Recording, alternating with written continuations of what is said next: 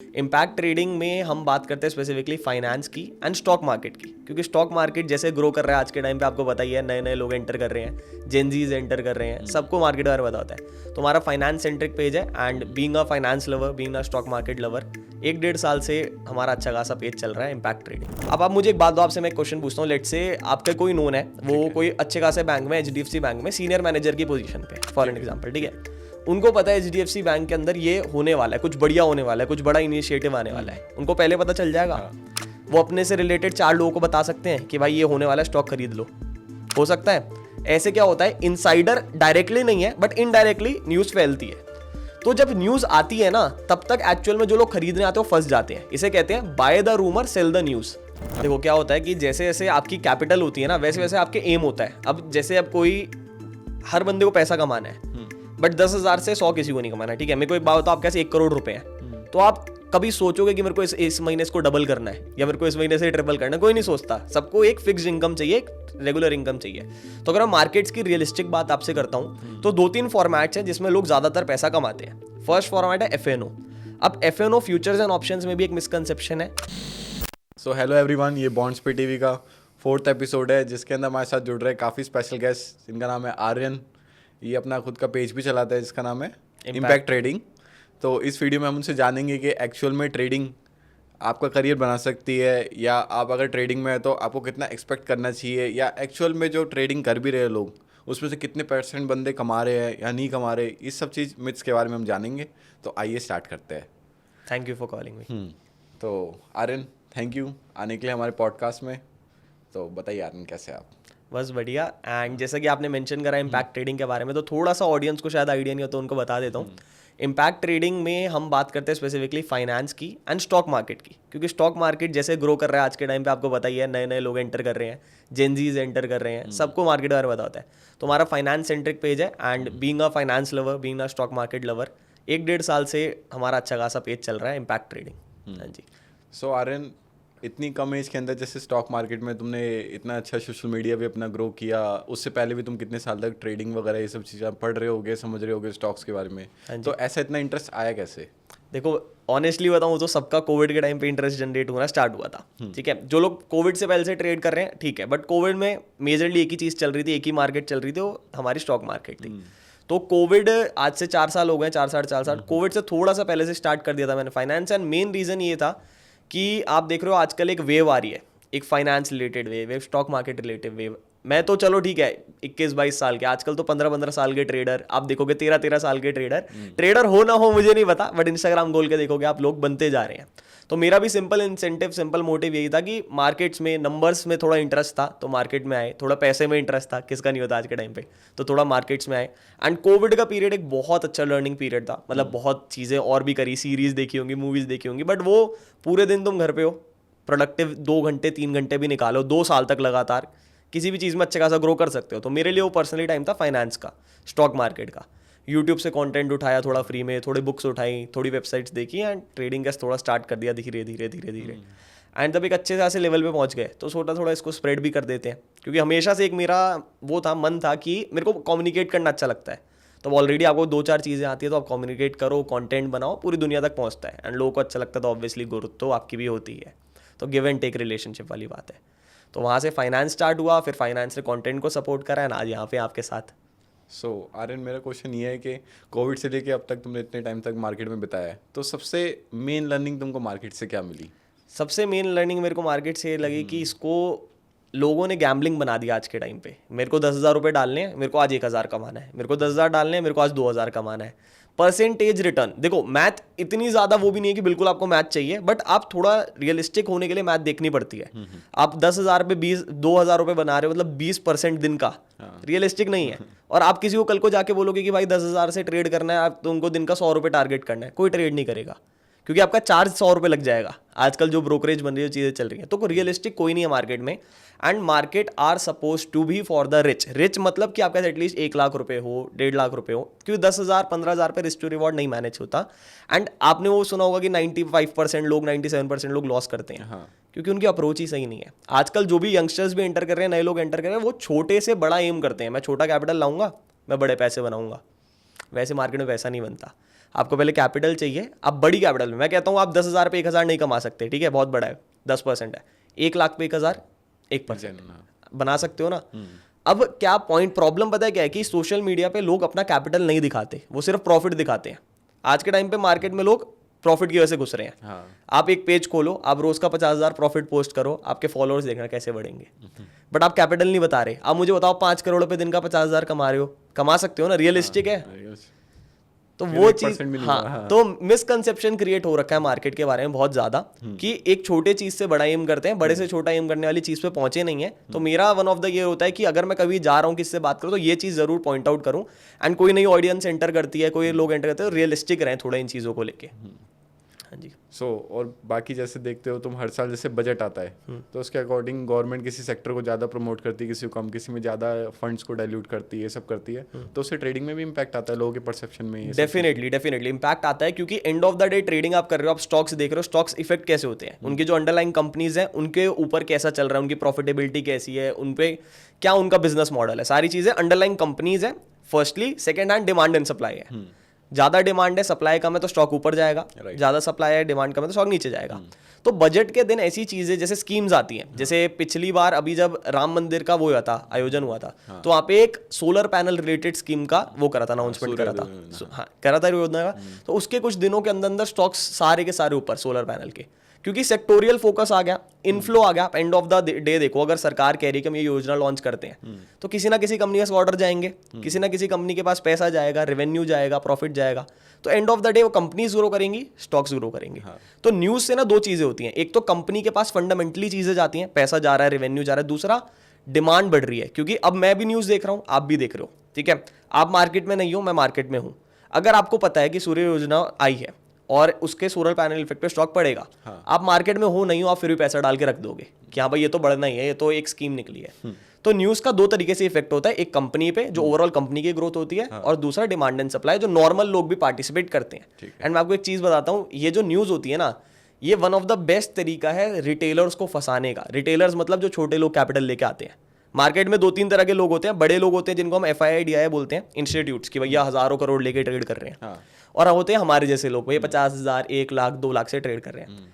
अब आप मुझे एक बात दो, आपसे मैं एक क्वेश्चन पूछता हूँ, लेट से आपका कोई नोन है, वो कोई अच्छे खासे बैंक में, HDFC बैंक में सीनियर मैनेजर की पोजीशन पे, फॉर एन एग्जांपल, ठीक है, उनको पता है HDFC बैंक के अंदर ये होने वाला है, कुछ बढ़िया होने वाला है, कुछ बड़ा इनिशिएटिव आने वाला है, उनको पहले पता चल जाएगा। वो अपने से रिलेटेड 4 लोगों को बता सकते हैं कि भाई ये होने वाला है, स्टॉक खरीद लो, हो सकता है। ऐसे क्या होता है, इनसाइडर डायरेक्टली नहीं है बट इनडायरेक्टली न्यूज़ फैलती है। तो जब न्यूज़ आती है ना, तब तक एक्चुअल में जो लोग खरीदने आते हैं वो फंस जाते हैं। इसे कहते हैं by the rumour cell the news. क्योंकि जो बड़े लोग हैं उनको ऑलरेडी पता है क्या होने वाला है, कि भैया अगर कोई योजना आ रही है उनको पता है, दे नो इट, वो पहले पोजीशंस बनाते हैं, न्यूज़ आती है फिर स्टॉक गिर जाता है। ये बहुत ज़्यादा कॉमन चीज़ है मार्केट में, तभी news based trading is very very fluctuating, आप कह सकते हो, या वेरी वेरी रिस्की। क्योंकि आप देखो कि न्यूज़ अच्छी आई स्टॉक गिर गया, न्यूज़ गंदी आई स्टॉक बढ़ गया। क्यों? बिकॉज जब तक हमारे पास वो न्यूज़ आ रही है ना, तब तक बड़े लोग पोजीशन बना चुके हैं, वो बेचने वाले टाइम पे आ चुके हैं जब हम खरीद रहे हैं उस चीज़ को। तो न्यूज़ इफेक्ट करती है, कैसे करती है, fundamentally and demand and supply की वजह से, but it is risky because जब तक हमारे पे आ रही है तब तक ऑलरेडी बहुत लोगों के थ्रू जा चुकी है वो चीज़। तो वो चीज़ है। और बाकी जैसे अल्टीमेटली ट्रेडिंग जैसे लोग कर रहे हैं तो उन लोगों का एक्सपेक्टेशन बहुत हाई रहती है कि मतलब मैं मार्केट से महीने का इतना % निकाल लूँगा, ये निकाल लूँगा।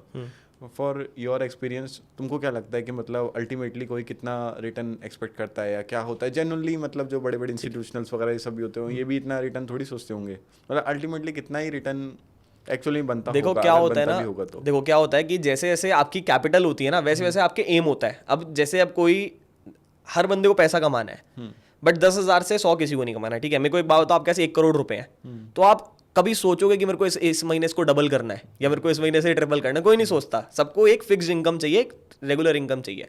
तो अगर मैं मार्केट्स की रियलिस्टिक बात आपसे करता हूं, तो 2-3 फॉर्मेट्स हैं जिसमें लोग ज्यादातर पैसा कमाते हैं। फर्स्ट फॉर्मेट है FNO। अब FNO फ्यूचर्स एंड ऑप्शंस में भी एक मिसकंसेप्शन है। एक चीज होती है बाइंग, ऑप्शन बाइंग, एक होती है ऑप्शन सेलिंग। ऑप्शन सेलिंग में पैसा लगता है बट योर विनिंग प्रोबेबिलिटी 66%, 100 में से वो गिवन प्रोबेबिलिटी है, मार्केट देता है उतनी प्रोबेबिलिटी। एक चीज होती है ऑप्शन बाइंग, उसकी गिवन प्रोबेबिलिटी 33% है। एंड मैं आपको एक चीज आता हूँ, आज के टाइम पे सारे रिटेलर्स ऑप्शन बाइंग कर रहे हैं जिसकी प्रोबेबिलिटी 33% है। रीजन, ऑप्शन सेलिंग में आपका एक चीज करने के लिए, प्रॉफिट करने के लिए मिनिमम कैपिटल आपको चाहिए 1 लाख रुपए। ऑप्शन बाइंग में चाहिए 5,000, 2,000, 3,000 प्रॉफिट करने के लिए। तो जो भी अच्छे खासे आप रियलिस्टिक वे सोचते हो, आपके पास पैसा है, मैं कहता हूँ कुछ नहीं, आपके पास 1 लाख रुपए भी है ना, आप ऑप्शन सेलिंग करके महीने का वेरी रियलिस्टिकली 3 to 7% निकाल सकते हो, विच इज़ वेरी गुड। अगर आप 3 से 7% महीने का निकाल रहे हो तो आपका साल का कितना हो गया, मिनिमम टू मिनिमम 30% प्लस हो गया, which is really great. But एक ड्रॉडाउन या एक कह सकते हो ड्रॉबैक ये कि कैपिटल अच्छा खासा चाहिए। आप 1 लाख ला रहे हो, आप 5 लाख लाओ, आप 10 लाख लाओ, 20 लाख लाओ। मेजरली लोग यही कर रहे हैं आज के टाइम पे, ऑप्शन सेलिंग फर्स्ट, सेकंड होती है स्विंग ट्रेडिंग। स्विंग ट्रेडिंग कह लो या शॉर्ट टर्म ट्रेडिंग कह लो, कुछ स्टॉक्स को on basis of some factors आप बाय करते हो एंड उसको रखते हो कि भैया कुछ हफ्ते के लिए रख लिया मैंने, कुछ महीनों के लिए रख लिया, so that is short term trading. तो these are 2 very good options, safer options relatively, जिसमें आप पैसा बना सकते हो, but again you need capital for that. Majorly जो लोग प्रैक्टिस करने के लिए मार्केट में उतरते हैं, जैसे मेरे भी मेंटोरशिप होते हैं, मैं भी लोगों को सीखता हूँ सिखाता हूँ, तो सिंपल सी चीज़ है, अगर आप नए हो मार्केट में तो छोटा कैपिटल लाओ, 5,000, 10,000 पहले सीख लो। आप पैसे नहीं कमाने, हमें बस सीखना है, हमें प्रॉफिटेबल होना है, फिर कैपिटल बिल्ड करो। बिना कैपिटल के कोई नहीं कर सकता। आप बड़े बड़े लोगों को भी देख लो, आप हर्षद मेहता के टाइम पे भी देख लो, आप किसी के टाइम पे देख लो, आप लेट राकेश झुनझुनवाला जी को देख लो, इवन उन्होंने लाखों के करोड़ों करे, फिर आए थोड़ा कि चलो ठीक है अब ये चीजें देखते हैं, दे डिड दैट, उन्होंने अपना कैपिटल बिल्ड करा, फिर स्टेबलाइज हुए। तो एक कैपिटल चाहिए, एक बेस चाहिए, उसके बाद आप रियलिस्टिकली 3 to 7% मार्केट से निकाल सकते हो एक अच्छे टाइम पे, कॉन्स्टेंट टाइम पे। एंड एक और बात पता वो क्या, कि जितने भी बड़े ट्रेडर्स हैं ना, मेजरली आपको सोशल मीडिया पे दिखेंगे ही नहीं, ट्विटर पे होते हैं मैक्स टू मैक्स, ट्विटर पे अपनी वो शेयर करते हैं, ये चीज़ें शेयर करते हैं, बस that is all they do. क्योंकि उनके पास कैपिटल है, उनके पास पीस ऑफ माइंड है, उनको बस अपना लगाना है पैसा, दिन का निकालना है। 0.5% भी दिन का निकल गया क्या बुरा है, 0.3% निकल गया दिन का क्या बुरा है। तो रियलिस्टिक अप्रोच, छोटे से गेन्स एम करने हैं एंड कॉन्स्टेंटली साल लगाने पड़ते हैं। ये नहीं कि भैया आ जाए 2 महीने में सीख लिया, 3 महीने में सीख लिया एंड हो गई ट्रेडिंग। ट्रेडिंग इतनी सिंपल नहीं है, हर चीज़ जैसे टाइम लगता है। आप स्कूल में जाते हो, आप 10 साल सीखते हो, 12 साल सीखते हो, 15 साल सीखते हो, फिर पैसे कमाने जॉब पे पहुंचते हो। तो ट्रेडिंग अगर आपका एक ऐसा स्किल है जो आपको शायद लाइफ टाइम अर्निंग दे सकता है, तो क्या आप इसमें 3-4 साल नहीं लगा सकते? लगा सकते हो ना। इसमें कोई क्वालिफिकेशन नहीं चाहिए, कोई इसमें बैरियर नहीं है, आप सीख सकते हो, मैं सीख सकता हूँ, कोई अगर बच्चा भी है 10वीं 11वीं का वो भी सीख सकता है, कोई हाउसवाइफ भी है वो भी सीख सकता है, कोई एल्डरली है, आपने देखा होगा इतने 50-50, 60-60 साल के लोग भी ट्रेड करते हैं, even they do trading, because कोई बैरियर ही नहीं है, आप कर सकते हो। But the probability of winning is less because there is misconception कि आप छोटे कैपिटल से बड़ा बना सकते हो, विच इज़ नॉट पॉसिबल। अच्छा कैपिटल लाओ और आराम से ट्रेडिंग करो, कोई दिक्कत नहीं है। हाँ, वैसे ट्रेडिंग से मेरे को एक चीज़ याद आई, हमेशा जो इंस्टीट्यूशनल और जो ऑपरेटर्स होते हैं वो 10% साइड होते हैं, ठीक है। 90% साइड बाकी जनता होती है, रिटेलर्स होते हैं, बाकी सब होते हैं जिन्हें वो फंसाते हैं, क्योंकि इन्हीं का पैसा पुल करके यहाँ जा रहा होता है। तो प्रोबेबिलिटी ऑफ 10% बनने के लिए मतलब अल्टीमेटली आपको वो चीज़ करनी पड़ेगी जो 90 नहीं कर रहे। हाँ जी। बट सब 90 ही करने की कोशिश कर रहे हैं, क्योंकि उनको उस तरह के रूमर्स, न्यूज़, ये सब चीज़ें मिलने लगती है। तो इसको आइडेंटिफाई कैसे करते हैं लोग कि मैं कहाँ फंस रहा हूँ अल्टीमेटली? ठीक है, तो आज के टाइम पे क्या हो रहा है, सबसे सुप्रीम एक चीज़ होती है प्राइस एक्शन। अगर आप कभी भी ट्रेडिंग के अंदर आते हो तो प्राइस एक्शन मतलब प्राइस, जो भाव है किसी चीज़ का, वो कैसा बिहेव कर रहा है, तो कहते हैं प्राइस एक्शन। अब प्राइस एक्शन बहुत डायनामिक हो गया, ये चेंज होने लग गया। जैसे पहले के टाइम पे कुछ कॉन्सेप्ट्स थे, रिजिड कॉन्सेप्ट्स, वो सीखे एंड उसके वजह से आप ट्रेड करने लग गए। बट आजकल ना आप देखोगे मार्केट में, अगर आप ऑनलाइन देखते हो कहीं ना, SMC करके एक आता है कॉन्सेप्ट, स्मार्ट मनी कॉन्सेप्ट। आजकल लोग ये सिखाने लग गए हैं, इसके बारे में सीखने लग गए हैं कि भैया कैसे आप जो बड़े प्लेयर्स कर रहे हैं उनको मिमिक कर पाओ, उनको कॉपी कर पाओ, because end of the day they are ruling the markets, they are making the markets, वो मार्केट को मूव कर रहे हैं। तो इन चीज़ों को करने के लिए एक मैं आपको सही चीज़ बताता हूँ। एक और मिसकंसेप्शन है मार्केट में कि आप एक चीज़ सीख लो कि ये इंडिकेटर है, ये सीख लिया और आप पैसे बना सकते हो। बट आप खुद सोचो कि लेट्स से आप किसी को स्ट्रैटेजी सिखाते हो, ठीक है, कि ये इंडिकेटर लगाया, यहाँ बाय करा, यहाँ सेल करा, आपने उसको सिखाया, उसने सीख लिया आपसे 2 महीने में, उसको आ गया। अब मुझे एक बात बताओ, एक बंदे को भी इतना सिंपली आ जाता तो वो अपने आसपास के 10, 15, 20 लोगों को सिखा के सबको ट्रेडर नहीं बना देगा कि भाई घर बैठो ट्रेडिंग करो, हो गया, क्या करना और कुछ करना ही नहीं है। तो ट्रेडिंग एक ऐसी चीज़ है जो हर दिन अलग है। आज मार्केट अलग है, कल मार्केट अलग है, परसों मार्केट अलग है। तो आपको इतना एक्सपीरियंस चाहिए कि जिस दिन का जैसा मार्केट आप उसको स्टडी कर पाओ कि आज ये मार्केट है तो आज इसमें क्या हो सकता है। वो स्किल आता है प्राइस एक्शन से, trapping behaviour of the markets and market psychology से। तो अगर आपको उस 90% में से हट के उस 10% में जाना है, 10 भी आपने ज़्यादा बोल दिया, 5%, 7% लोग पैसा कमाते हैं, उसमें जाना है, तो आपको एक्सपीरियंस गेन करना पड़ेगा। एक्सपीरियंस गेन करने के लिए आपको टाइम लगेगा। लोग टाइम नहीं देना चाहते, लोग चाहते हैं एक स्ट्रैटेजी मिल जाए। एक स्ट्रैटेजी नहीं है, कोई होली ग्रेन है ही नहीं मार्केट में। मार्केट हर दिन अलग है, हर दिन आपको नए सीखना पड़ेगा, हर दिन देना पड़ेगा।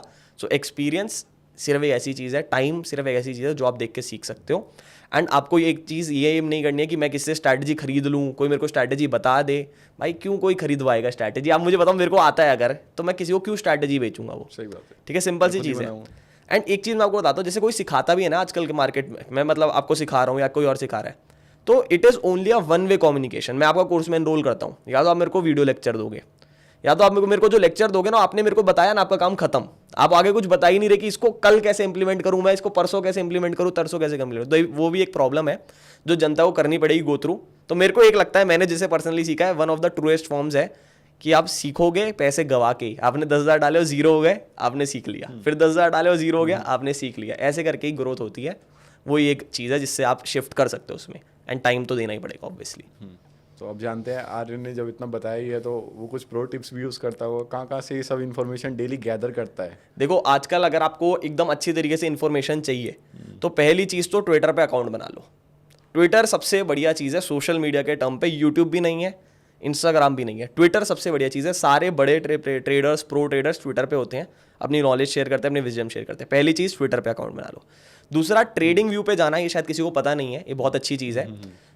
ट्रेडिंग व्यू पे जाना, ट्रेडिंग व्यू के अंदर ना आइडियाज़ करके एक सेक्शन होता है, उसके अंदर स्टॉक्स करके एक सेक्शन होता है, आइडियाज़ एंड स्टॉक्स। उसमें आप जाओगे ना तो उसमें मान लो पूरी दुनिया के जितने भी लोग हैं, जैसे इंडिया के जो लोग हैं, वो इंडियन स्टॉक्स पे अपने व्यूज़ डालते हैं, अलग अलग स्टॉक्स पे रोज़, कि मेरे को लगता है स्टॉक ऐसे होगा, मेरे को लगता है स्टॉक वैसे होगा, मेरे को लगता है। ओपिनियन शेयर करते ओपिनियन शेयर करते हैं। तो वो बहुत अच्छी प्रोडक्टिव कम्युनिटी है, क्योंकि आप सीख सकते हो। मैं वो शेयर नहीं ले रहा, बट उसका व्यू क्या मैं जान सकता हूँ ना। सेकंड चीज, ट्रेडिंग व्यू पे अकाउंट बनाओ, ट्रेडर पे अकाउंट बनाओ, दोनों बहुत चीज़ है। तीसरा, एक मार्क डगलस है, एक फॉरेन ट्रेडर कह लो आप या कुछ भी कह लो, बहुत अच्छे मेंटोर हैं, उनकी बुक्स है, बहुत अच्छी चीज़ है। ट्रेडिंग इन द जोन एक बुक है, उससे आपकी साइकोलॉजी बिल्ड होती है, उससे आपका मार्केट बिहेवियर बिल्ड होता है, वो पढ़ो, वो करो। और चौथा तो मार्केट ही है, उससे बड़ा तो कुछ है ही नहीं। ट्रेड करो रोज, चाहे आप डालो 2,000 रुपये, चाहे आप डालो 1,000 रुपये। छोटे पैसे से पैसा नहीं बनाना, सिर्फ सीखना है कि आज मैंने 1,000 रुपये डाले, मेरा 20 रुपये का भी लॉस हो या 200 का भी लॉस हो, क्यों हुआ, क्या रीजनिंग है। जनरल बनाओ। लोग बोलते हैं बहुत ज़्यादा कि लिखो हर चीज़ को, जस्ट राइट देम डाउन कि आज ये हुआ है तो इस रीज़न से हुआ है, आज ये हुआ है तो इस रीज़न से हुआ है। एक साल मैं कहता हूँ, आप एक साल 365 दिन, इतने तो ट्रेडिंग डेज भी नहीं होते, 220 दिन ले लो, रोज ट्रेड लो छोटे लेवल से और लिखो कि आज ये हुआ है। मेरी गारंटी एक साल बाद आप एक प्रॉफिटेबल ट्रेडर बन सकते हो। लोग वो लेना नहीं चाहते रिस्पॉन्सिबिलिटी, पता है कि मैं इसको लिखूँ, मैं इसको स्टडी करूँ। जैसे आप जिम भी जाते हो अगर, तो आप हर चीज़ मेजर करते हो ना कि मेरी ये डाइट है, मेरी ये कैलोरीज है, मेरे को आज ये सेट मारने हैं, ये 4 सेट मारने हैं, 2 सेट मारने हैं। ऐसा तो नहीं आज मारा भूल गए, कल कुछ और मारा फिर भूल गए, फिर परसों मारा एज इन कोई और सेट करा हमने, कोई और वेट उठाया हमने। तो that is how these things goes कि आपको एक बनाना पड़ेगा डायरी, एक पूरा प्रोसेस लिखना पड़ेगा और आप ग्रो करोगे। वो तो सिंपल वो है। हाँ जी। सो एफएनओ से अगले इन्वेस्टमेंट भी करते हैं? एफएनओ और इन्वेस्टिंग, देखो इन्वेस्टिंग अच्छी चीज़ है, बट इन्वेस्टिंग के अंदर ऐसा होता है, जैसे मेरा भी ये परसेप्शन था जब मैं स्टार्ट आया था मार्केट में कि भाई मेरे पे 5,000 रुपये मैं क्या इन्वेस्ट करूँ, मेरे पे 10,000 रुपये मैं क्या इन्वेस्ट करूँ। 10,000 रुपये मैं कहता हूँ आपको मंथली SIP भी आप कर दो कि साल में मेरे 2,000 कटेंगे, तो साल के एंड पे 24-25,000 रुपये रिटर्न हुआ। 10-15-20 साल बाद ये बढ़ के कितना हो जाएगा, एक मेरे परसेप्शन था। बट SIP का एक अच्छा ये है, इन्वेस्टिंग भी आप करते हो, SIP भी आप करते हो, एक अच्छा उसका वो रूल है कि वो आप ऐसे अमाउंट से करो, वो आप ऐसे पैसे से करो जो आपको इफेक्ट नहीं कर रहा। So and of the day आपने पैसा डाला, आप उसे भूल जाओ। वो होता है ना कि भैया पेड़ उगाया, वो उगाते उगाते उगाते उगाते इतना बड़ा बन गया एक टाइम बाद। तो इन्वेस्टिंग मैं करता हूँ क्योंकि ट्रेडिंग आप एक कैपिटल बिल्ड कर लो, ट्रेडिंग करो उससे, बट जो वेल्थ जनरेशन है वो इन्वेस्टिंग से ही होगी। आपने 10 रुपये का स्टॉक लिया, अच्छा स्टॉक लिया, 100 का हो गया, 200 का हो गया, 400 का हो गया। जैसे आप लेट राकेश झुनझुनवाला जी को भी देखो, उन्होंने 50 स्टॉक लिए होंगे, बट उनकी जर्नी टाइटन से सबको पता है, क्योंकि टाइटन ने उनका 1 करोड़, 100 करोड़, 200 करोड़ कर दिया। आप 1 करोड़, 10 करोड़ है आपके पास, ठीक है, हाइपोथेटिकली 10 लाख ले लो, हाइपोथेटिकली 1 लाख एक अच्छे स्टॉक में डाल दिया ना, बाकी 9 लाख डूब भी गए, तो 1 लाख 1 करोड़ कर देता है शेयर। तो उसके लिए इन्वेस्टिंग जरूरी है। एक स्पेसिफिक कैपिटल रखो जिसको ट्रेडिंग में यूज करो, जिससे डेली ट्रेडिंग करो, एक अपनी इनकम बनाओ, और एक पोर्शन रखो जो इन्वेस्टिंग है कि आज मैंने थोड़ा ये पोर्टफोलियो बनाया, थोड़ा ये पोर्टफोलियो बनाया, थोड़ा ये पोर्टफोलियो बनाया। And some of the people even have different accounts for this. आजकल इतने सारे ब्रोकर हैं, 2 ब्रोकर में फ्री अकाउंट बना लो, 2 ब्रोकर में, एक ज़ेरोधा में बना लिया, एक एंजल वन में बना लिया। ज़ेरोधा में मैं ट्रेडिंग करूंगा, एंजल वन में इन्वेस्टिंग करूंगा। मेरा रूल है सिंपल सा, इन्वेस्टिंग का अलग अकाउंट, इन्वेस्टिंग करी, और ट्रेडिंग का अलग अकाउंट। तो इसी से एक और क्वेश्चन आ गया मेरे दिमाग में। हाँ जी। ऑफ कोर्स काफ़ी लोग इससे रिलेट कर पाएंगे। बेसिकली जितने भी लोग आते हैं इन्वेस्टमेंट करने के लिए, वो ये सोचते हैं कि जैसे भी मार्केट ऑल टाइम पीक पे है, सबको ऐसा लगता है, ठीक है पीक पे अभी करूँगा तो नीचे चली जाएगी, नीचे आएगी तब इन्वेस्ट करूँगा। तो ये कंसेप्शन का भी माइंड से जाता नहीं है लोगों के कि हाँ नहीं कोविड की तरह थोड़ा नीचे जाएगी तब करते हैं, तब तक के लिए भी ऐसे ही रहने देते हैं। तो अभी के भी मूवमेंट को मिस ही कर रहे हैं, क्या पता मार्केट यहाँ से भी ऊपर चली जाए। डेफिनेटली। तो ये कंसेप्शन को कैसे वो अपने दिमाग से निकाल सकते हैं, या क्या राइट टाइम टू इन्वेस्ट होता है? देखो, किसी महान ट्रेडर ने कहा था कि कोई राइट टाइम ऑफ इन्वेस्ट नहीं होता। अब वो कभी नहीं पता कि मार्केट कहाँ तक जा सकता है या कहाँ तक गिर सकता है, किसी को नहीं पता। 2008 का क्रैश आया था, किसी को नहीं पता था। कोविड क्रैश आया था, किसी को नहीं पता था कहाँ तक जा सकता है। तो इसीलिए एक सिंपल कॉन्सेप्ट बनाया, एक सिंपल कॉन्सेप्ट है SIP का। SIP है ही इसीलिए। SIP बोलता है कि आप प्राइस को वेटेज ही मत दो। एक्चुअली लोग प्राइस देखते हैं, राइट, कि मार्केट ऑल टाइम हाई पे है तो महंगा है, ऑल टाइम हाई तो महंगा। SIP कहता है मुझे फर्क ही नहीं पड़ रहा, आपने ऊपर थोड़ा लिया, थोड़ा नीचे आया और लिया, थोड़ा नीचे आया और लिया, थोड़ा नीचे आया और लिया। अब इंडिया की इकोनॉमी ग्रो करेगी, आज नहीं तो 2 साल बाद 3 साल बाद मार्केट तो ऊपर जाएगा। आज गिर जाए कोई दिक्कत नहीं है। तो जिस दिन हम वो कंसेप्शन हटा दे कि भैया ये प्राइस बहुत महंगा है, हमें महंगा सस्ता नहीं देखना, अच्छी कंपनी पकड़ो एंड उसमें रेगुलर इंटरवल पे पैसा डालो। प्राइस मैटर नहीं करता। अभी ऑल टाइम हाई है, मैं कह दूं आपको गिरेगा, नहीं गिरेगा। मैं कहता हूं मैं कह दिया गिरेगा और नहीं गिरा, आपकी इन्वेस्टमेंट तो रह गई ना, आपके पास पड़े रह गए पैसे। किसी को भी नहीं पता कि कब गिरेगा मार्केट, कब नहीं गिरेगा। तो करते जाओ इन्वेस्ट। जब गिर रहा है तो डबल कर दो। अभी मैं दिन के 100 रुपए डाल रहा हूं, जब गिर रहा है तो दिन के 200 डालो।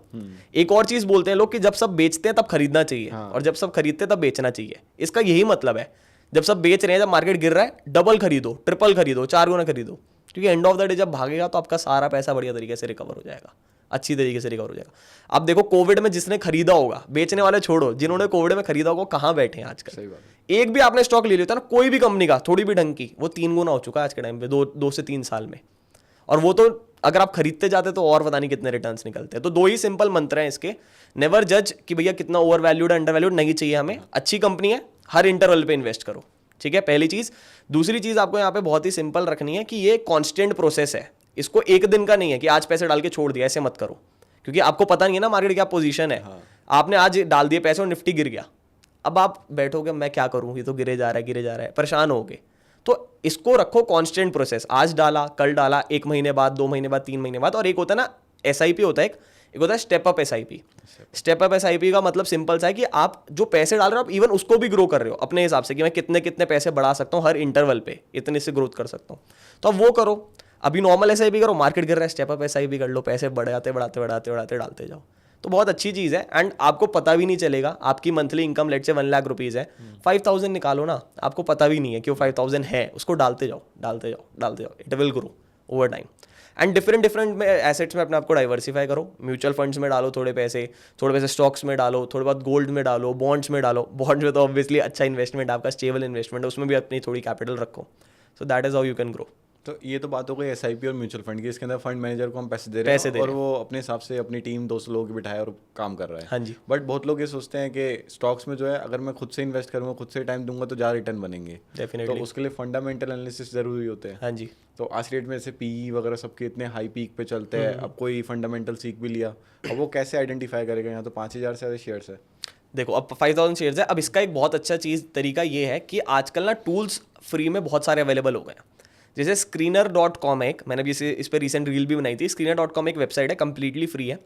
उसमें उन्होंने ऑटोमेटेड स्क्रीन्स बना रखे हैं। अब स्क्रीन्स कैसे, जैसे 5000 कंपनीज है, उन्होंने एक स्क्रीन बना रखा कि कौन सी कंपनी का क्वार्टरली प्रॉफिट बढ़ रहा है। अब उस पर क्लिक करोगे सारी वो कंपनीज आ जाएंगी कि इन कंपनीज का क्वार्टरली प्रॉफिट बढ़ रहा है। उसमें ऑप्शन है कि आप खुद के क्राइटेरिया डाल दो। अब कोई भी अच्छी कंपनी आपको चाहिए, आप कहोगे भैया डेट नहीं लेना चाहिए कंपनी को, ज्यादा इन पे वो नहीं होना चाहिए। जिन लोगों ने कंपनी बनाई है, प्रमोटर है जो, वो कंपनी में होने चाहिए। अब मुझे एक बात बताओ, आपकी कंपनी है, आपका स्टेक उसमें 10% है, कंपनी ग्रो होने के चांसेस कम है ना। जिसने बनाई है उसको भी विश्वास नहीं है, मेजॉरिटी पावर नहीं है ना। हाँ, मेरे पे विश्वास नहीं है। तो प्रमोटर होल्डिंग अच्छी होनी चाहिए, बड़े प्लेयर्स जो है उनकी होल्डिंग कैसी होनी चाहिए, वो अच्छी होनी चाहिए। तो ये सारे क्राइटेरियाज, ये तो बहुत कम क्राइटेरियाज है, ये आपको इनबिल्ट मिल जाते हैं उस वेबसाइट पे।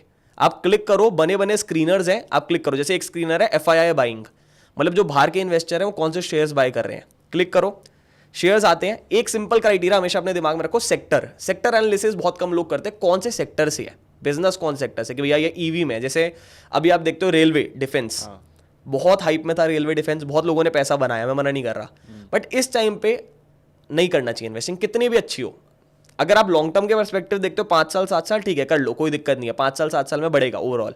बट अगर आप देखते हो कि यार 1 साल 2 साल में मेरे को रिटर्न चाहिए, तो जो ओवर हाइप्ड सेक्टर्स है, जिनमें जनता ऑलरेडी पैसे डाल के निकल चुकी है, उसमें निकलने का पॉइंट नहीं है। तो आपको सेक्टर एनालिसिस आना चाहिए। जैसे केमिकल सेक्टर है, मेटल सेक्टर है, इस टाइम पे बहुत अंडर वैल्यूड है। मैं आपको बताऊं, ये पिछले 1 या 2 साल से परफॉर्म अच्छे से नहीं कर रहे हैं।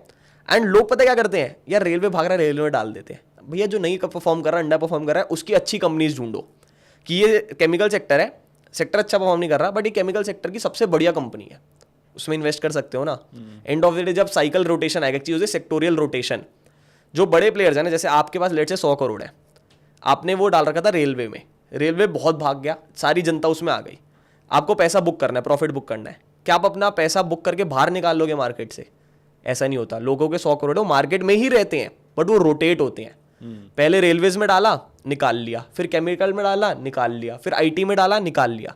तो सेक्टर रोटेशन ऐसा कॉन्सेप्ट होता है कि बड़े प्लेयर्स अपना पैसा कैसे रोटेट कर रहे हैं। तो कभी मार्केट देखोगे ना, जब मार्केट गिर भी रहा होता है ना, 1 या 2 सेक्टर नहीं गिरते हैं क्योंकि वहाँ पे कैपिटल इन्वेस्टमेंट बहुत ज़्यादा है बड़े प्लेयर्स की, FIIs DIIs की। तो सेक्टर रोटेशन देखो, कौन सा सेक्टर अभी अंडर वैल्यूड चल रहा है, ज़्यादा भाग नहीं रहा है, कौन से सेक्टर के अंदर FII DII बाइंग में भी ज़्यादा हो रही है, वैसे करके आप इन्वेस्टमेंट कर सकते हो, अपने चॉइसेस बिठा सकते हो। 5000 स्टॉक्स को स्क्रीन डाउन करना बहुत सिंपल है। screener.com यूज़ करो, investing.com यूज़ करो, मनी कंट्रोल वेबसाइट यूज़ करो, चार्टिंग वेबसाइट यूज़ करो। ये सारी वेबसाइट्स पे इनबिल्ट आपको कॉन्सेप्ट्स मिल जाएंगे जिनके बेसिस पे आपको स्क्रीन डाउन करके देखना है। And and of the day company अच्छी होनी चाहिए, ये तो अपने दिमाग में रख लो। जैसे आप समझो कि आपको ये पैरामीटर नहीं आते, भैया PE क्या होता है, क्या होता है, तो आपको इतना तो पता है, आपका खुद का बिजनेस भी हो तो भैया प्रॉफिट होना चाहिए कंपनी में, तो सबको पता है। बिना प्रॉफिट ही कंपनियां क्या करेंगे। ओला इलेक्ट्रिक का शेयर आया अभी, आते ही बहुत भागा, ठीक है, 70 रुपये से 140 150 चला गया, डबल हो गया। कंपनी प्रॉफिट नहीं कर रही है, कंपनी लॉस मेकिंग, वापस 100 पे आ गया। बेसिक कॉन्सेप्ट तो हम सबको पता है, हम उनके बेसिस पे पैसा डालना स्टार्ट कर सकते हैं कि कंपनी अच्छी है, कंपनी प्रॉफिट कमा रही है, कंपनी की ग्रोथ दिख रही है। इतना देख लिया, बाकी थोड़ा स्क्रीनर का यहाँ पे हमने यूज़ कर लिया, इन्वेस्टमेंट स्टार्ट कर सकते हैं। एंड धीरे धीरे सीखते जाओ, धीरे धीरे पैरामीटर सीखते जाओ, कोई दिक्कत परेशानी वाली बात नहीं है। सीखने भी हो तो बैलेंस शीट लर्न करना सीखो कि बैलेंस शीट में लाइबिलिटीज़ कितनी है, एसेट्स कितने हैं, क्या ग्रोथ है क्या नहीं है, रेवेन्यू कितना है, रिजर्व्स बढ़ रहे नहीं बढ़ रहे, ये कुछ कॉन्सेप्ट हैं जिस पर आप रिलाई कर सकते हो। और जैसे कि इतने सारे इन्फ्लुएंसर्स हैं, वो सब किसी ना किसी शेयर के बारे में बताते रहते हैं कि इसको इतनी बुक वैल्यू मिली है, इतने ऑर्डर्स इसको मिल गए हैं, इतने लेवल से अभी बढ़ सकता है, ये है वो है ये। तो उन सब चीज़ों से कैसे बचा जाए, क्योंकि वो आपके दिमाग को इम्पैक्ट करने लगती है, क्योंकि सब लोग सोशल मीडिया स्क्रॉल तो करते ही हैं, फीड डेफिनेटली दिमाग में आने लगती है लोगों के, तो उसमें क्या करना चाहिए? देखो एक चीज़ होती है कि ये शायद यहाँ अप्लाई ना, बट ये होता है नकल के लिए अकल चाहिए होती है। सोशल मीडिया पे अगर दिख रहा है कि ये स्टॉक है तो उसमें अपनी अकल लगाओ कि ये स्टॉक ये दे रहा है तो मैं भी तो देखूं इसमें कुछ है कि नहीं है। जस्ट बिकॉज कोई दे रहा है मैं उसको देख के नहीं ले सकता पीछे पीछे कि भाई इसने ये स्टॉक बोल दिया, क्योंकि वो बंदे रोज रील बनाएंगे, आज ये स्टॉक की रील है कल वो स्टॉक की रील, उनकी गलती नहीं है। मेरे को बताओ 5000 कंपनीज है, एक छोटी बताओ 5000 कंपनीज में से 10% ले लेते हैं, 500 कंपनीज तो अच्छी हो सकती हैं। उस बंदे का 500 स्टॉक्स पे रील बनाने का टाइम है, वो 500 रील बना सकता है, ठीक है, सिंपल सी बात है। अब आपको भी तो समझना है ना कि आपको किस में इन्वेस्ट करना है, कैसे करना है, क्या चीज़ें। वो कंपनी सारी अच्छी हो सकती हैं, क्या हुआ था उनमें से कोई कंपनी ऑलरेडी पीक पे हो, आपको दिख रहा है कि भैया ये स्टॉक भाग रहा है 5 साल से, मैं इसको यहाँ बाय कर लूँगा, कोई जेन्युइन वो नहीं है। जैसे रेलवे के स्टॉक्स, क्या वो गंदे हैं? नहीं, वो अच्छे हैं, वो सेक्टर भी अच्छा है, बट वो पीक पे है, तो थोड़ा दिमाग मेरे को अपना भी लगाना पड़ेगा। बट अच्छा है ये मेरे को लगता है कि अवेयरनेस के लिए अच्छा है। पहले के टाइम पे इतनी अवेयरनेस ही नहीं थी मार्केट में, जब सोशल मीडिया नहीं था। तो आप मुझे एक बात बताओ, 5000 शेयर्स है, मैं मार्केट के अंदर हूँ, मैं ज़्यादा ज़्यादा आपको 500 शेयर के नाम बता दूंगा, उसके ऊपर तो मुझे भी नहीं पता कि भैया ये शेयर कौन सा है कौन सा है। तो awareness is good, but directly trade लेना इज नॉट गुड। टाइम दो अपने आपको, स्टडी करो कि हाँ कैसा है कैसा नहीं है, उस बेसिस पे ट्रेड लो, ठीक है। तो ये सिंपल एक पैरामीटर रहना चाहिए अपना। एक ये मेरा पर्सनल क्वेश्चन है, मैंने देखा भी ऐसे स्टॉक जब स्प्लिट होने वाला होता है तो काफ़ी देर से राइज होने लगता है, वो ऐसा क्यों होता है, इसका क्या?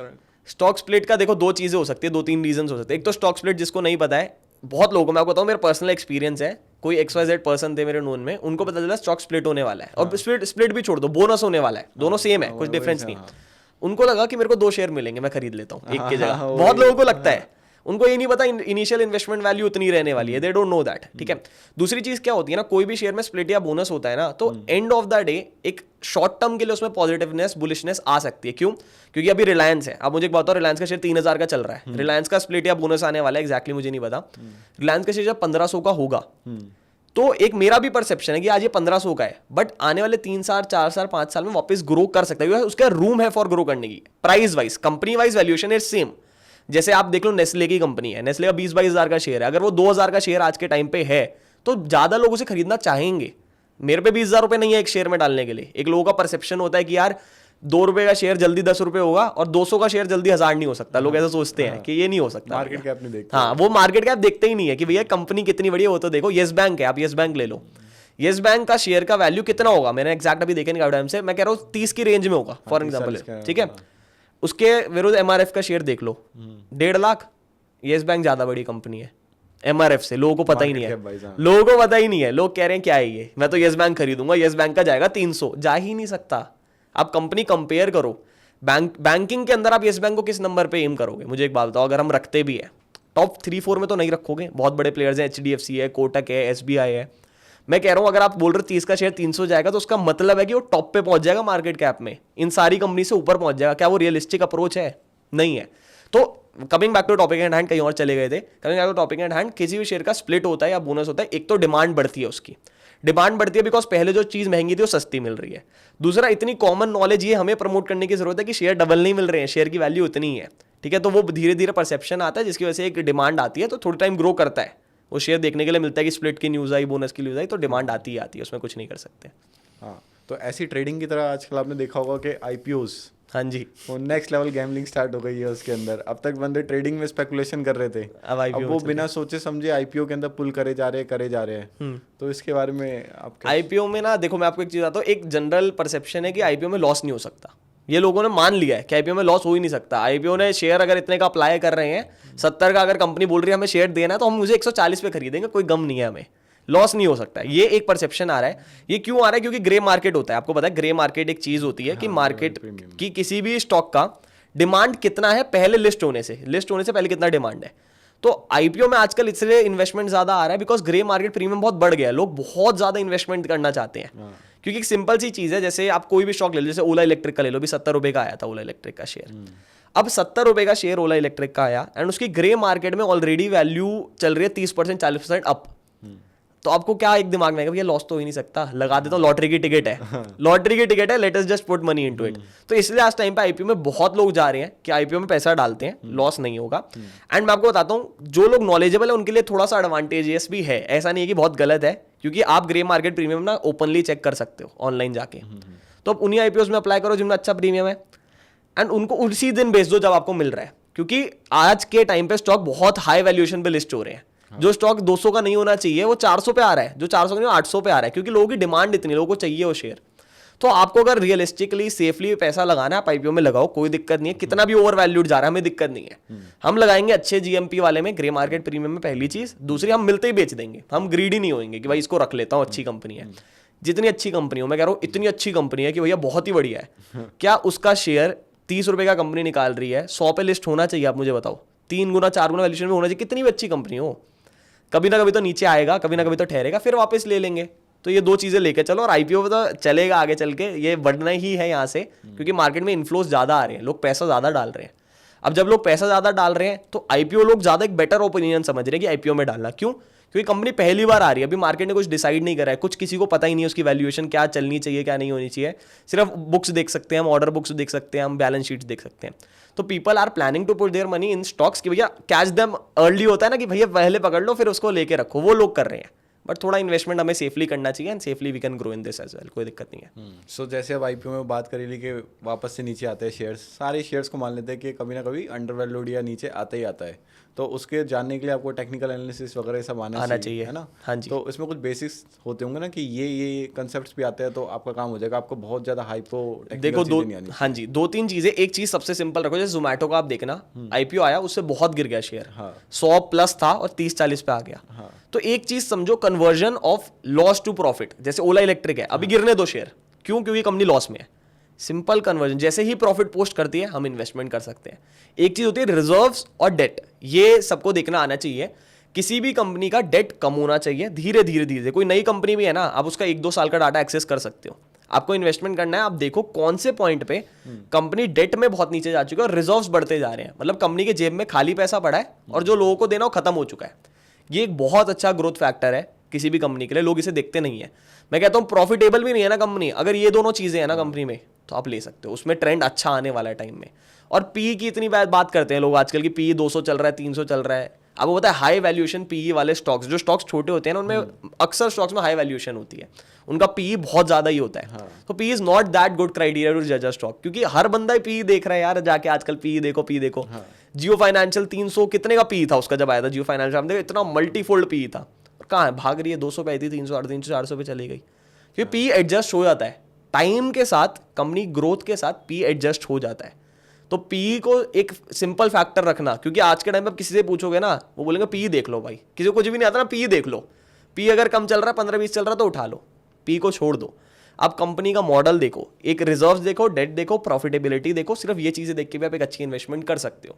कंपनी के अंदर देखो कि भैया कुछ प्लेजिंग तो नहीं है, जैसे आपने कंपनी खोली, आपके पास जो खुद का स्टेक है आपने उसे प्लेज कर रखा है कि भैया मेरा 30% स्टेक है, ये मैंने रख रखा है यहाँ पे और इसकी वजह से पैसे उठा रखे हैं, कितना गंदा साइन है। ऐसी कंपनीज अवॉइड करो। तो ऐसी ऐसी सिंपल चीज़ें देख के कर सकते हो आप अच्छे तरीके से इन्वेस्टिंग, कोई दिक्कत नहीं है। तो ठीक है आर्यन, इसी के साथ यहाँ पे समअप करते हैं। इतनी सारी वैल्यूबल इंसाइट देने का आपका बहुत बहुत शुक्रिया। तो इस वीडियो को देख के आपको कोई भी इन्वेस्टमेंट एडवाइस या कुछ भी ऐसी चीज़ें देख के नहीं करनी है। उससे पहले आपको खुद से अपना फाइनेंशियल अंडरस्टैंडिंग होनी चाहिए। नहीं है तो आपको एडवाइज़र रखना चाहिए, ये सब चीज़ करनी चाहिए। इसको देख करके आप कुछ भी चीज़ें ना करें और अपनी इन्वेस्टमेंट अपने खुद के थ्रू लें। Thank you.